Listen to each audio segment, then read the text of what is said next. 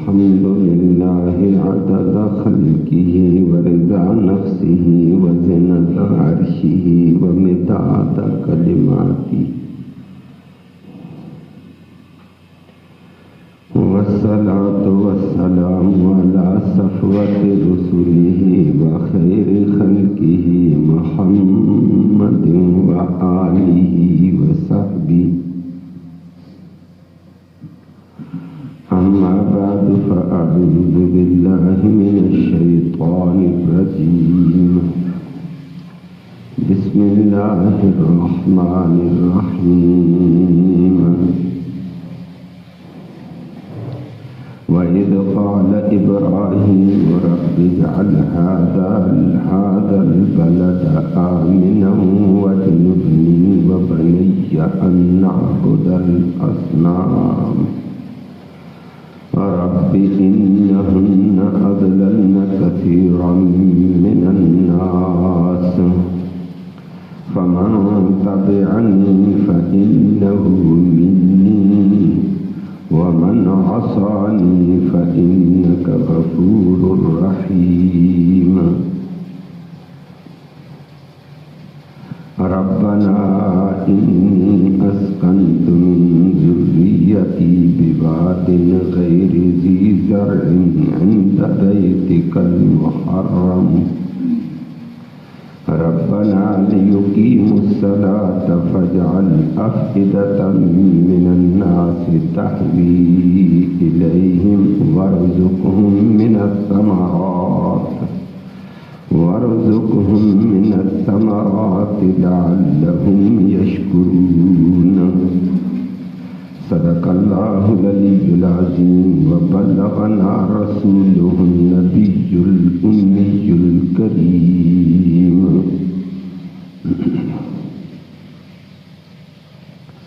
قابل سر تکریم معزز سامعین کرام، نعمت کے شکر کا ذکر تھا کہ ابراہیم خلیل اللہ علیہ الصلاۃ والسلام نے اللہ کی توحید بھی بیان کرنے میں کمال کیا. ہر موقع پر اللہ کی عظمت کو، اللہ کی قدرت کو سامنے رکھ کر اللہ کی اطاعت گزاری کی، اور دنیا کے سامنے اللہ نے ان کو بطور نمونے کے ذکر فرمایا کہ میں نے ان کو بلند مقام نبوت دیا تھا، لیکن انہوں نے اس کا حق ادا کیا، شکریہ کا حق ادا کیا. زبانی بھی شکر، لیکن عملاً بھی پوری زندگی اللہ کی اطاعت اور اللہ کے توحید اور یکتائی کے بیان میں گزر چکی تھی. اور اس ابراہیم علیہ السلام کی دعاؤں کا ذکر تھا. کل آپ نے سنا کہ ابراہیم علیہ السلام جب اپنے بیٹے حضرت اسماعیل علیہ السلام اور حضرت ہاجرہ کو جا کر اللہ کے حکم سے مکہ کی سرزمین میں چھوڑ دیا بیت اللہ کے قریب، تو اس وقت بیت اللہ اور بیت اللہ کے ارد گرد مکہ مکرمہ کا شہر آباد نہیں تھا. طوفان نوح کی وجہ سے وہ ڈوب گیا تھا، مٹی کے نیچے آ گیا تھا. اللہ کے حکم سے ان دونوں کو وہاں چھوڑا. اس نے ایک دعا یہ کر دی. جب اسماعیل علیہ السلام وہاں جا کر آباد ہوئے، قبیلہ بنی جرہم آ کر آباد ہو گیا، تو پیغمبر نے ایک دعا یہ کی ہے کہ یا اللہ اجعل ھذا البلد آمنا، یا اللہ اس شہر کو امن والا بنا، جائے امن. ابراہیم علیہ السلام کی یہ دعا اللہ نے قبول کی ہے. ایسی قبول کی ہے بلکہ قرآن دوسری جگہ کہتا ہے وَمَن دَخَلَهُ كَانَ آمِنًا، جو مکہ کے شہر کے حدود حرم میں داخل ہوگا اس کو بھی امن ہے. مکہ ایسا امن والا، وہاں کا درخت بھی کاٹا نہیں جا سکتا، کانٹا بھی نہیں کاٹا جا سکتا، سبزہ بھی نہیں ادھر ادھر کیا جا سکتا ہے. وہاں کے شکار کو نہیں چھڑا جاتا، پرندے کو نہیں چھڑا جاتا. اور اللہ کا کرنا، اللہ نے ایسا امن والا بنایا، وہاں کے پرندوں کو بھی پتہ ہے یہاں ہمیں کوئی ہاتھ نہیں لگا سکتا ہے. کبوتر پاؤں میں آتے ہیں اڑتے ہوئے جن احباب نے وہاں کا عظمت والا موقع دیکھا ہے، اللہ ہم سب کو نصیب فرمائے، بار بار نصیب فرمائے۔ تو کبوتر پاؤں میں آتے ہیں، لیکن مجال ہے کوئی ہاتھ لگائے، کبوتروں کو بھی پتہ یہ شہر امن ہے۔ ابراہیم علیہ السلام نے امن کی دعا کی تھی، اس کے لیے اللہ نے قبول کر لی ہے۔ نمبر 2، ابراہیم علیہ السلام نے دوسری اہم دعا کی ہے۔ امن بڑی اہم چیز ہوتی ہے، ہر گھر کے لیے بھی، ہر ریاست کے لیے بھی، ہر مملکت کے لیے۔ دوسری دعا کی، یا اللہ مجھے اور میری آنے والی اولاد کو بتوں کی، صنم کی پوجا پاٹ سے بچانا۔ یہ دوسری اہم چیز تھی کہ اللہ ہمیں ہدایت پہ رکھنا، گمراہی سے بچانا، اپنی پوجا کے لیے، اپنی عبادت، اپنی اطاعت کے لیے رکھنا، کسی غیر کی نہ ہو جائے۔ اور اللہ رب العالمین نے یہ بھی ان کی دعا قبول، اللہ رب العالمین نے ان کے خاندان میں پھر نبی در نبی پیدا کیے جو اللہ ہی کی عبادت کرنے والے تھے۔ تیسری ایک اور بات پیغمبر نے کی جو آج کے درس میں آئی، یا اللہ یہ جو صنم ہیں، وثن ہیں، بت دو قسم کے ہوتے ہیں، عرب میں بھی پائے جاتے ہیں اور ادھر ہمارے ہندوں میں بھی دیکھے جاتے ہیں۔ اگر کسی شکل پر بنایا ہوا، انسانی شکل پر، کسی شکل پر بنایا ہوا بت ہو، پتھر کا، مٹی کا، تانبے کا، پیتل کا، اس کو صنم کہا جاتا ہے۔ وہ ہندوؤں میں آپ دیکھتے ہیں بنے ہوئے بڑی عجیب عجیب صورت کے، نقش و نگار کے صورتیں بنی ہوئی ہیں۔ اور اگر کسی ذیروح چیز، انسان یا کسی اور ذیروح چیز کی شکل کا بت نہ ہو، صورت نہ ہو، لیکن اس کو برکت کے طور پر پتھر ہو، درخت ہو، کوئی چیز ہو، برکت اور تعظیم کے طور پر نفع نقصان کی نیت کے ساتھ اس کو دیکھا جائے، ہاتھ لگایا جائے، اس کی پوجا کی جائے، اس کو وثن کہا جاتا ہے۔ تو یہ بھی پائی جاتی ہے، اللہ ہم سب کو محفوظ فرمائے۔ اور عرب میں بھی پائی جاتی تھی۔ عرب میں ایک تو کسی کی مورت بنا کر اس کو پوجتے تھے، کبھی کبھی قیمتی پتھر کو قیمتی سمجھ کر، نفع کا مالک، نقصان کا مالک، تقدیریں برلانے والا، مرادیں برلانے والا سمجھ کر پتھر کو چومنا، چاٹنا۔ اللہ ہم سب کو اس چیز سے بھی محفوظ فرمائے۔ ادھر پاکستان میں بھی پائے جاتے ہیں، پتھر کو شفا کا ذریعہ بن کر کسی قبر پہ گئے، پتھروں کو اٹھایا، ان کو چوما، ان کو جسموں میں مل لیتے ہیں۔ کیا ہوتا ہے جی؟ یہ پتھر شفا دے رہا ہے۔ یہی تو وثن ہے۔ تو ابراہیم خلیل اللہ علیہ السلام نے یہ بھی دعا کی، یا اللہ میرے آنے والی نسل کو اس بت پرستی سے بچانا، مجھے بھی اور ان کو بھی۔ اب ابراہیم علیہ السلام تو جلیل القدر پیغمبر، ان کا بیٹا اسماعیل بھی پیغمبر، ان کا بیٹا اسحاق بھی پیغمبر، اسحاق کا بیٹا یعقوب علیہ السلام بھی پیغمبر، یعقوب علیہ السلام کا بیٹا یوسف علیہ السلام بھی پیغمبر۔ پیغمبر گناہوں سے معصوم ہوتے ہیں، شرک تو دور کی بات ہے، لیکن پیغمبر نے پھر بھی دعا کی عاجزی کا اظہار کر کے، یہ انتہائی عاجزی کا اظہار کر کے دعا کی، یا اللہ۔ اور یہ پیغمبروں کا شیوا ہوتا ہے، ہر وقت اللہ کے عاجز بندے بنتے ہیں، اگرچہ شرک ان سے نہیں ہوتا ہے، لیکن پھر بھی دعا کرتے ہیں اللہ ہمیں بچانا۔ اللہ ہمیں عاجز بندہ بن کر اپنے سے مانگنے کی توفیق نصیب فرمائے۔ فرمائے رب انہن اضللن کثیرا من الناس، یا اللہ ان بتوں نے، صنم نے بڑی دنیا کو گمراہ کیا ہے۔ یا اللہ اس بتوں کی پجاری سے مجھے اور میری خاندان کو، آنے والی اولاد کو بچانا۔ بت تو گمراہ نہیں کرتے، لیکن گمراہی کا ذریعہ اور سبب بنتے تھے، اس لیے پیغمبر نے فرما دیا۔ اور اگلی بات کہہ دی ہے، فرمایا میرے آنے والی نسل میں ضابطہ یہ ہے، فمن تبعنی فإنہ منی، یا اللہ جو میری اتباع کرے گا وہ میرا ہے۔ اللہ ہم سب کو پیغمبر کی اتباع کی توفیق نصیب فرمائے۔ پیغمبر کے ساتھ، دین والے کے ساتھ عقیدت کا، محبت کا دعویٰ کیا جائے، لیکن اتباع اس کی نہ کی جائے تو یہ اس کا نہیں ہوتا ہے۔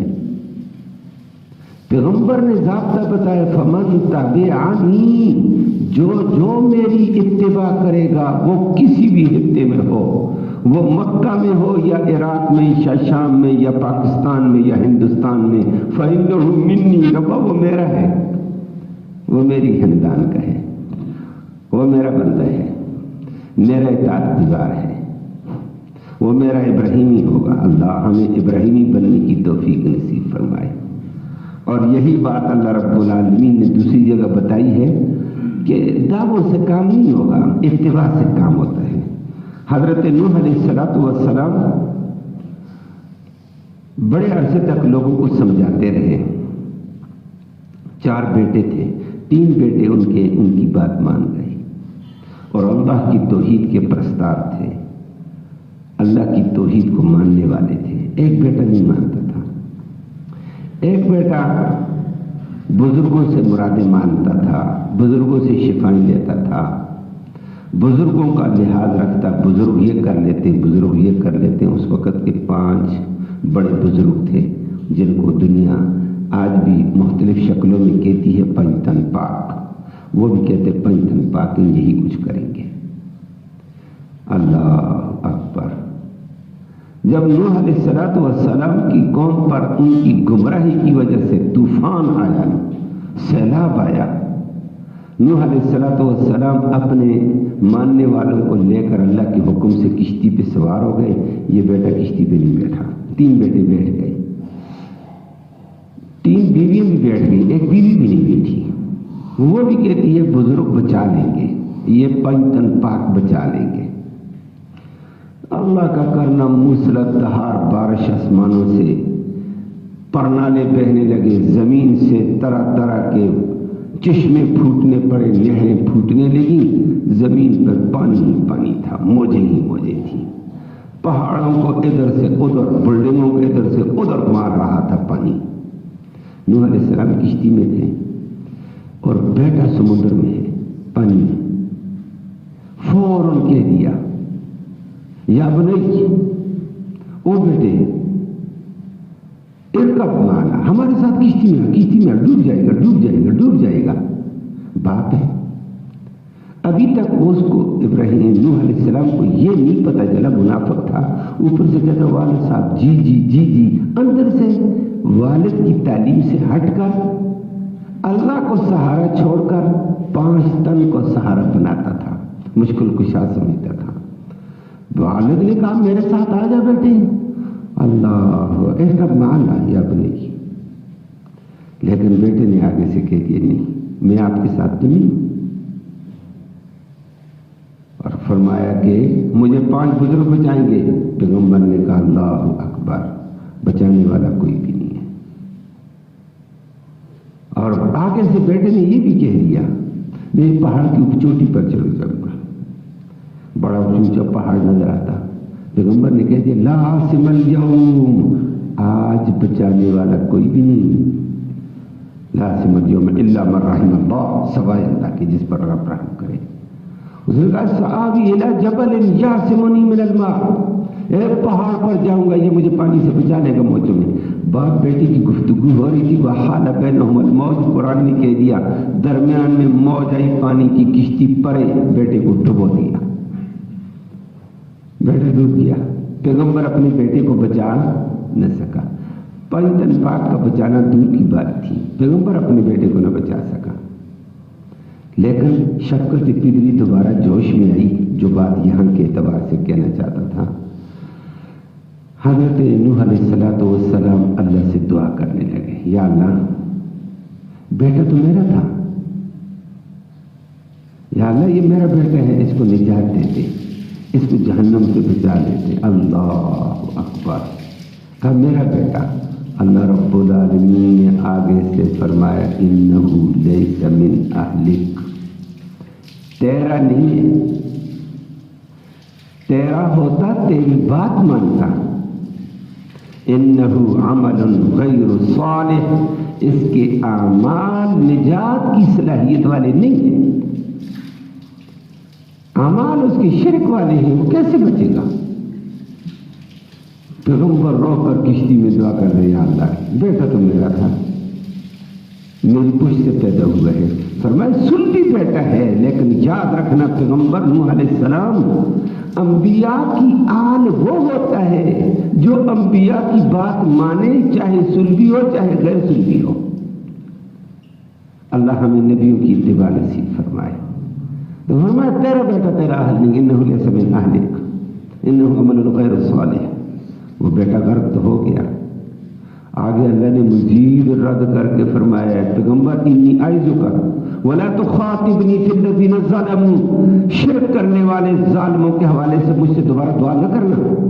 انی اعظک ان تکون من الجاہلین، میں آپ کو نصیحت کرتا ہوں اگر دوبارہ شرک والے کے لیے دعا کرے گا تجھے نبوت سے نکال دوں گا میں.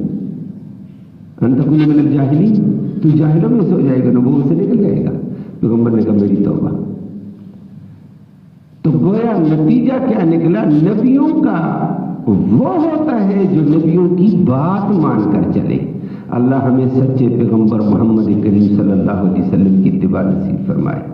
اور نبی کریم صلی اللہ علیہ وسلم کو بھی صحابہ نے ایک دفعہ پوچھا یا رسول اللہ آپ کی آل میں سے کون ہے؟ آج کل بھی لوگ کہتے ہیں آل نبی آل محمد، وہ ایک الگ معنی بھی ہے، لیکن یہاں جو ابراہیم علیہ السلام نے فرما دیا ہے، نبی کریم صلی اللہ علیہ وسلم نے فرمایا کل تقی و نقی فہو من آلی. فرمایا ہر متقی پرہیزگار جو میری شریعت کے تقاضے پر پرہیز کے ساتھ چلتا ہوا نظر آئے گا یہ میری آل میں سے ہے. اللہ اس آل میں ہمیں بھی شامل فرمائے.